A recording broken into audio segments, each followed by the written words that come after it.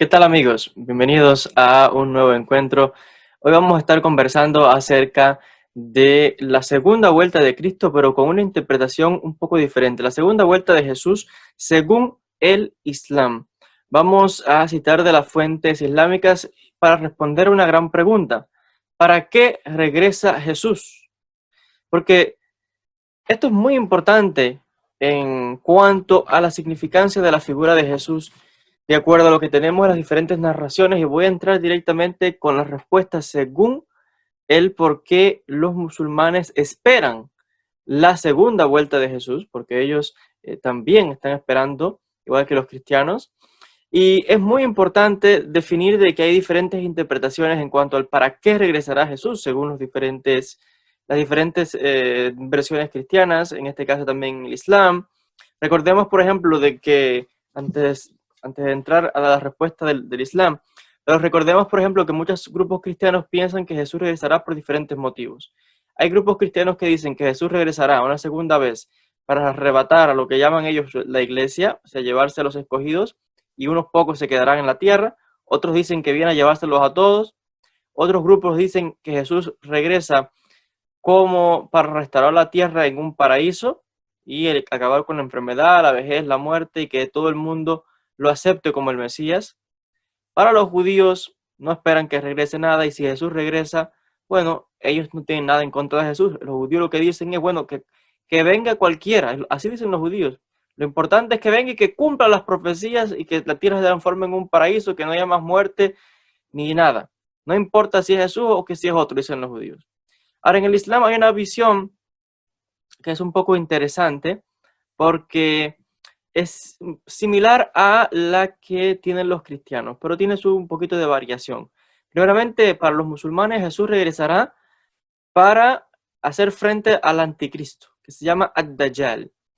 Esto también lo tienen diferentes grupos cristianos. Él regresará, se dicen las diferentes fuentes, al final de los tiempos. Ahora, cuando Jesús regrese, según los musulmanes, va a hacer una serie de acciones, tomar medidas, reformas muy importantes que se harán sentir en toda la tierra. Los musulmanes están de acuerdo, igual que los cristianos, en que cuando regrese Jesús, todo el mundo creerá en él, todo el mundo lo aceptará, toda la gente del libro, cristianos, judíos, musulmanes, por supuesto.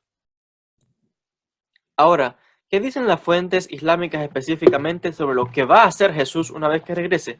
Vamos a citar directamente uno de estos hadices otra vez para que vean qué interesante lo que nos dice. Estoy seguro que a muchos cristianos también les llamará la atención en cuanto a esto. Voy a citar directamente de uno de estos hadices que habla al respecto, uno de los compañeros del profeta del Islam, el profeta Muhammad. Dice lo siguiente: sobre esto narró Abu Huraira, las bendiciones de Allah sean con él, que un día el profeta dijo como juramento, dice, un día va a llegar el hijo de Mariam, o sea Jesús, dice, con la justicia, va a destruir la cruz, a matar a los cerdos, va a establecer los tributos, va a haber exceso de progreso y de dinero hasta que no haya ningún pobre. La gente va a preferir orar y rezar que trabajar para la vida presente. Dice luego Abu Huraira, no va a haber nadie de la gente del libro sin creer en él, o sea, cristianos, judíos, musulmanes. Todos van a ser seguidores fieles de él antes de su muerte, y él va a ser testigo sobre ellos. Dice el texto un poquito antes que Jesús se quedará unos 40 años en la tierra.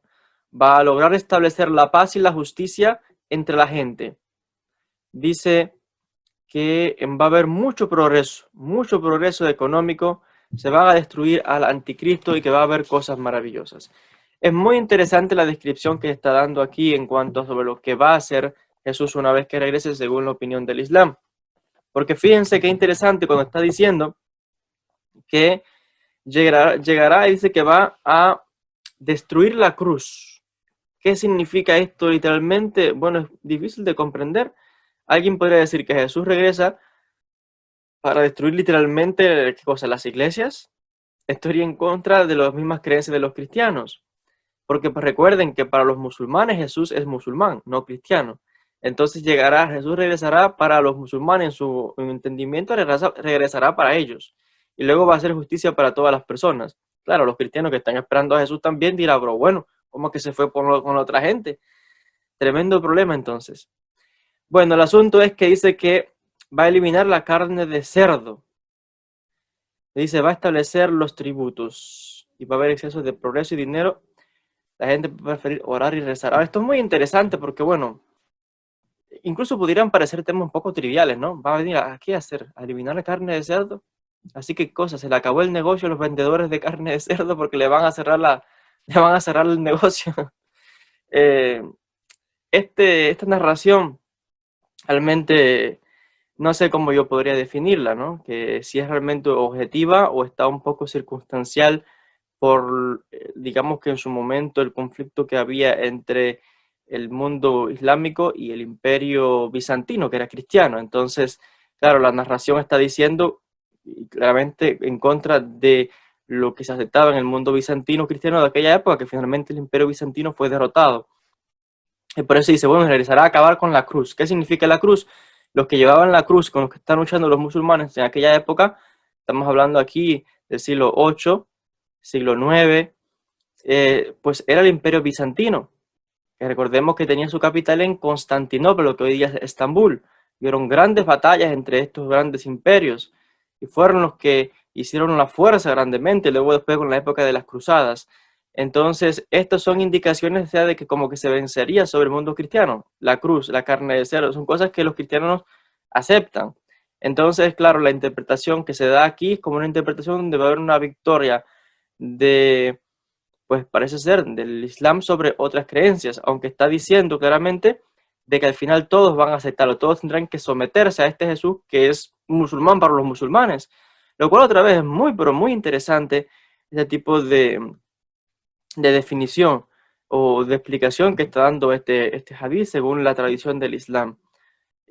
Incluso sabemos por los diferentes textos dónde específicamente va a descender Jesús, en qué ciudad, en qué sitio, para qué, quién lo va a estar esperando. Todo eso se narra en los diferentes fuentes islámicas, hadices, que muchos creen en ellas, muchos no creen en ellas. Incluso musulmanes no están aceptando estos hadices hoy día. Esto es una realidad.